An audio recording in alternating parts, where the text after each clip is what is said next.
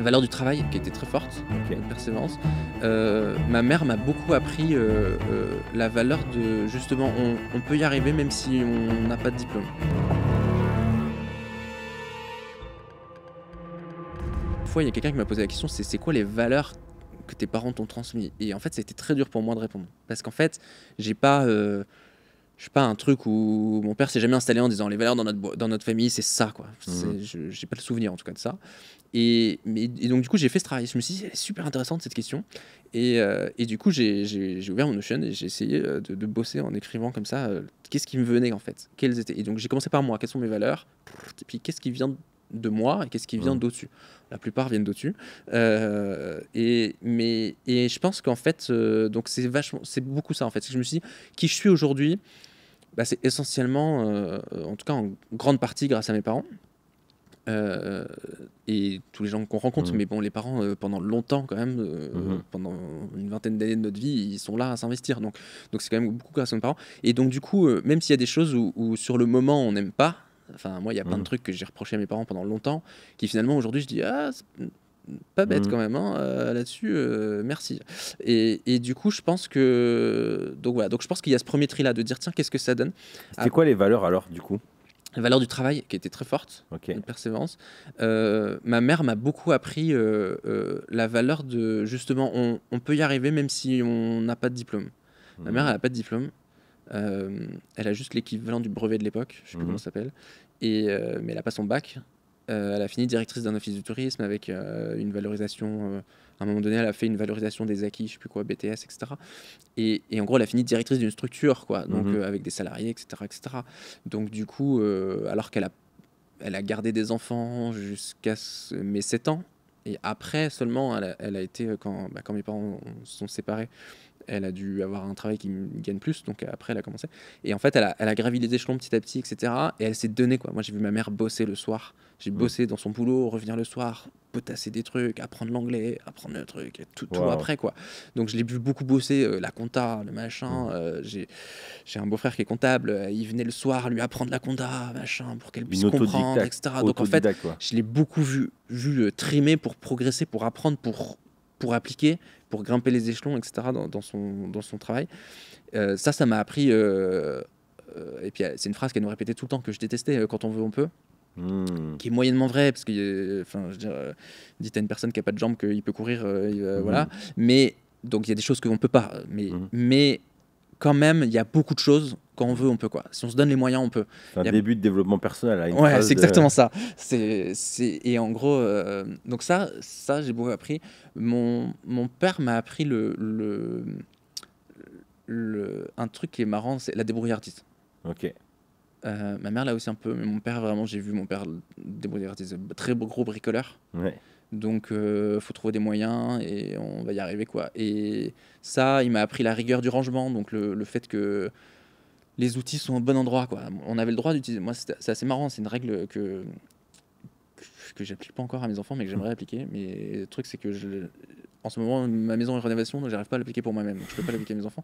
Mais mon père avait un établi, mais avec dessiné la place du marteau, elle est dessinée quoi. On sait que le marteau il se range là, pas à côté quoi. Et en gros, et quand on faisait, moi à chaque fois que je venais, ah j'aimerais trop une cabane, un machin, je sais pas quoi. Mon père disait ok. Il m'a jamais dit non en fait sur ce Mmh. genre de truc. Il m'a toujours dit ok, on y va. Il allait dans l'établi, il disait ok, on a besoin de quoi? On a besoin de bois, on va chercher du bois, on a besoin de quoi? Et en fait, on préparait tout ce qu'on avait besoin avant, tous les outils qu'on avait besoin. C'est pas genre ok, on se lance et puis ah mince, il me faut une scie, je vais aller chercher une scie. Non, c'est tu prépares ce que tu as Mmh. besoin, tu mets tout, tu descends tout. Là, tu bosses, puis après, tu re-ranges tout. Mmh. Et en gros, c'est t'as le droit d'utiliser les outils, mais de la bonne manière, quoi. Et en fait, je sais même pas s'il a fait exprès de me l'apprendre. Tu vois, c'est juste que je l'ai Mmh. vu faire. Ouais. C'est juste il m'a même pas dit non, on fait comme ça. En fait, je pense que c'est juste que je l'ai vu faire. Et Mmh. donc, du coup, j'ai vu ça.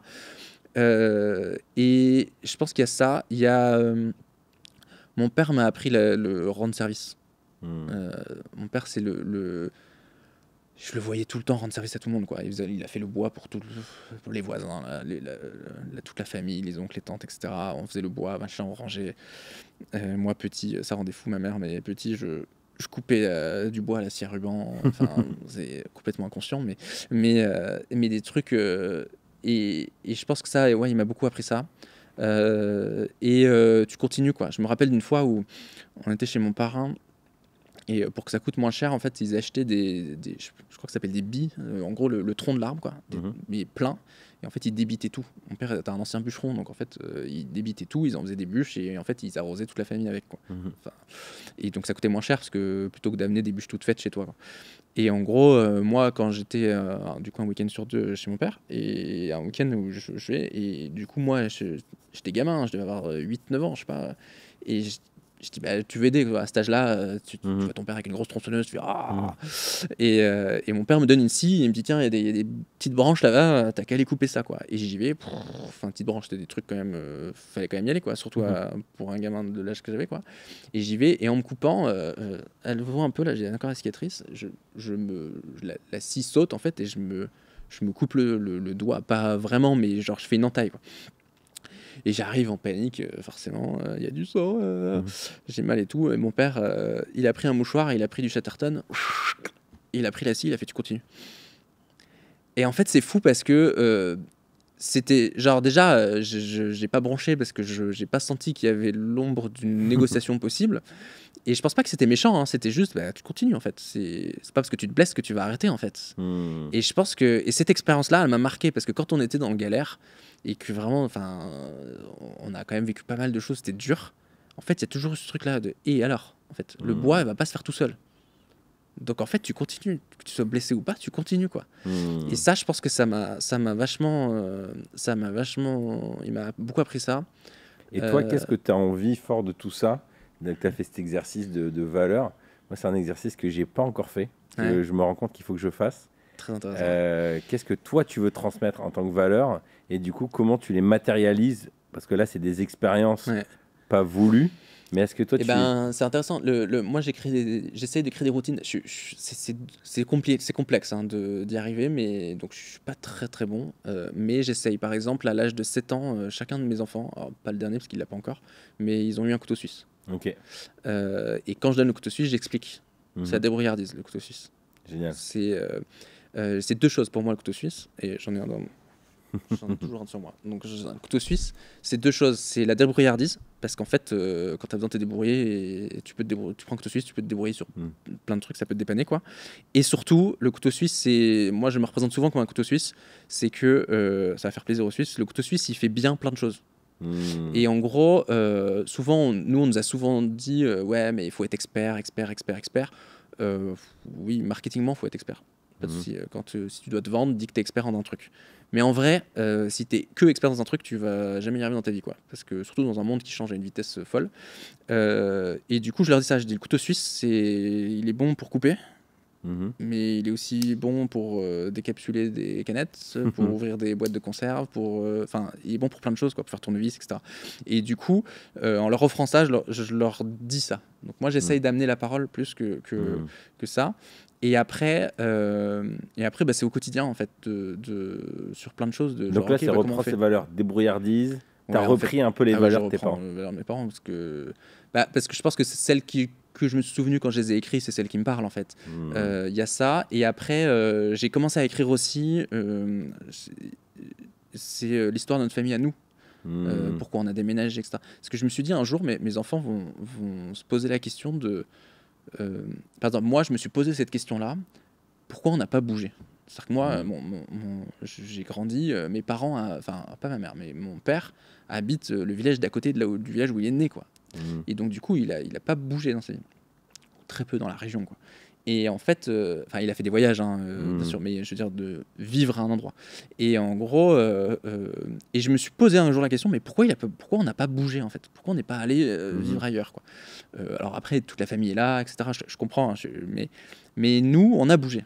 On a pas mal bougé en peu d'années en plus. On a fait, et je te disais ça, je me dis ma grande, elle a fait sa première année d'école à Strasbourg, elle a fait 2 années dans le sud-est, et après elle vient de faire 3-4 années dans le sud-ouest. Donc il lui manque plus que le nord, elle a fait toutes les régions, tout le truc, toute la France. Mais en gros, et je me suis dit un jour ils vont se poser la question de tiens, mais on est né à Strasbourg, pourquoi on vit pas à Strasbourg, quoi? Pourquoi on a bougé? Qu'est-ce qui s'est passé? Donc du coup, j'ai voulu expliquer ça. Donc j'ai raconté ça. Et dans tout ce que je raconte, nos galères d'entreprise, de finances, nos galères, etc., tout ça, pour moi, c'est important de l'écrire parce que je veux qu'ils puissent comprendre que ce sont plus grands. Pour moi, c'est important de l'écrire parce que je me dis, s'il m'arrive un truc, je veux qu'ils l'aient. Mais bien sûr, j'aimerais leur donner à l'oral. Mais en gros, je veux qu'ils se disent, OK, je comprends ça. Et c'est ça qu'a fait mes parents. Et pourquoi c'est important pour moi? Parce que je me rappelle une fois, on a fait un séminaire dans la famille, dans la maison de famille d'Émile. Et ils ont une salle là où il y a le baby-foot, table de ping-pong là. Et il y avait des cadres avec, je crois que c'est je sais pas, un grand-père, arrière-grand-père, je sais pas.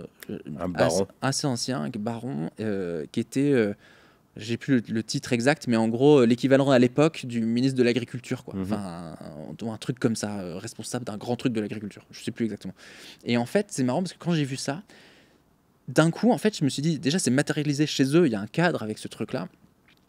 J'ai revu toutes les fois où toutes les réflexions d'Émile sur le travail, le travail, le labeur, et c'est des mots qu'il utilise.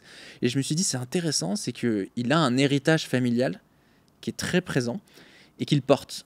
Et je me suis dit, tiens, c'est intéressant, c'est que moi, malheureusement, je n'ai pas trop cet héritage familial-là très fort. En tout cas, au-dessus de mes parents, je ne connais pas trop. Un peu du côté de ma mère, mes grands-parents, mais sinon au-dessus, je sais pas trop quoi. Je sais que le nom Guise, ça vient de la Belgique, les pays là-bas. Je sais que ma grand-mère, elle a des origines italiennes, voilà. Mais je sais pas trop, tu vois, ils étaient quoi, qu'est-ce qu'ils faisaient, voilà. Du côté de ma mère, je sais que mes grands-parents étaient résistants, etc. À la Deuxième Guerre mondiale. Et je sais quand même quelques trucs, mais c'est pas non plus hyper marqué quoi. Alors que là, je me souviens que ça m'avait choqué parce que sur la famille d'Émile, et puis j'ai rencontré plein de gens, j'ai l'impression que c'est plus catho comme principe, mais j'ai rencontré plein de gens en catho qui, eux, savent, mais de plusieurs générations en arrière, il y a cet héritage-là, et que ça les porte. Et je me suis dit, c'est hyper intéressant, et j'ai envie de porter ça, en fait. C'est marrant parce que le Julien de Serenity, qui était là à ta place il y a quelques semaines, il partage ça dans l'armée. Quand tu rentres, on te raconte, je crois que c'est les 6 premières semaines, il y a une phase d'onboarding. Et un des grands moments, c'est on te raconte l'histoire de ta section.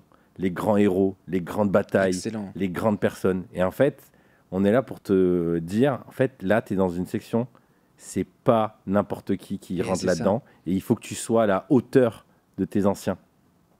Alors moi, c'est pas forcément pour mettre la pression à mes enfants, mais... Ouais, mais en même temps, en termes d'identité, je sais pas si c'est une pression... C'est une histoire d'identité. Oui, j'entends. Non, mais c'est ça. Pour moi, c'est ça. En tout cas, je veux pas leur dire faut que tu sois à la hauteur, voilà. Mais par contre, pouvoir leur dire, pouvoir qu'ils comprennent. Moi, il y a plein de choses où je me dis tiens, où soit j'ai pas compris, soit j'ai dû chercher par moi-même beaucoup pour comprendre, aller tirer les trucs, etc. pour comprendre, tiens, mais pourquoi on a ce type de fonctionnement dans notre famille, pourquoi ça. Et ça, c'est assez intéressant. Et du coup, ouais, je fais ce travail-là. Je l'ai pas fini. Je pense que je sais pas si je l'aurai fini un jour, mais l'idée des cadres, moi, je vais te le reprendre. Je crois que c'est une trop bonne idée de presque même d'afficher. En fait, moi, ça, là, je repense à des histoires. En tout cas, c'est une bonne... Moi, je suis pas trop déco. Alors, j'ai pas mis de cadre, mais je le fais. Moi, je suis très objet. Donc, en fait, je le fais par offrir un objet qui a de la valeur, etc. Et qui... Par exemple, c'est un truc bête, mais mon père m'a offert un couteau quand... Je sais pas, je devais avoir 14 ans, un truc comme ça. Je l'ai toujours, ce couteau. Et c'est un couteau... il a rien d'exceptionnel, ce couteau, à part que c'est mon père qui m'a offert, en fait. Bah ouais. Et en fait, et je me souviens, quand il m'a offert le couteau, mon père n'est pas quelqu'un de très bavard. Ouais. Donc, si tu veux, un jour, il m'a dit, tiens, c'est tout. Et ouais, il me donne un couteau, quoi. Et du coup, je dis, mais pourquoi Et il me dit, un homme doit toujours avoir un couteau sur lui. C'est tout ce qu'il m'a dit. Et en fait, c'est bête, mais c'est un truc que j'ai gardé. Et c'est fou, c'est que ça... Après, comme mon père parle pas beaucoup, quand il dit un truc, t'as envie de le prendre en compte, quoi. Et du coup, j'ai toujours un couteau sur moi. J'en ai un autre dans mon sac, j'en ai un sur moi. Au cas où. Et en fait, je me rends compte le nombre de fois où en fait, il y a un problème et je fais... Couteau. Ça y est. Et en fait, c'est ça. Et du coup, je me dis, purée, c'est vrai, en fait. C'est une phrase un peu, c'est comme une maxime, mantra, quoi. Ouais, un mantra familial. Si cet échange a fait écho avec ton propre cheminement, je pense que tu vas apprécier l'e-book que j'ai rédigé pour les papas, patrons, pèlerins. Adieu la culpabilité des parents entrepreneurs. J'ai mis à l'écrit 17 pensées qui m'ont aidé à réduire de 30% ce sentiment de culpabilité. Tu sais, cette impression de ne pas être assez présent pour ma famille, pour mon travail. Pourquoi 30%? Tout simplement parce que ce sentiment ne disparaît jamais vraiment. Bien géré, il est un indicateur, mais non contrôlé, il fait beaucoup de dégâts. Cela fait des années que je travaille sur ce sujet, car la culpabilité est très présente en moi et c'est un sentiment qui se transmet de génération en génération. Et je ne veux pas refiler ça à mes enfants. Trop lourd à porter. La culpabilité, c'est porter l'entière responsabilité des événements. Dans l'e-book, je te partage aussi un cheminement mental pour t'aider à discerner ta part de responsabilité, au lieu de te flageller, encaisser, faire le sauveur, de plutôt responsabiliser les gens autour de toi. Il est gratuit et il te suffit de cliquer dans le lien dans la description. En le téléchargeant, tu t'inscris aussi à ma newsletter où je te partage mes nouveautés. Bisous.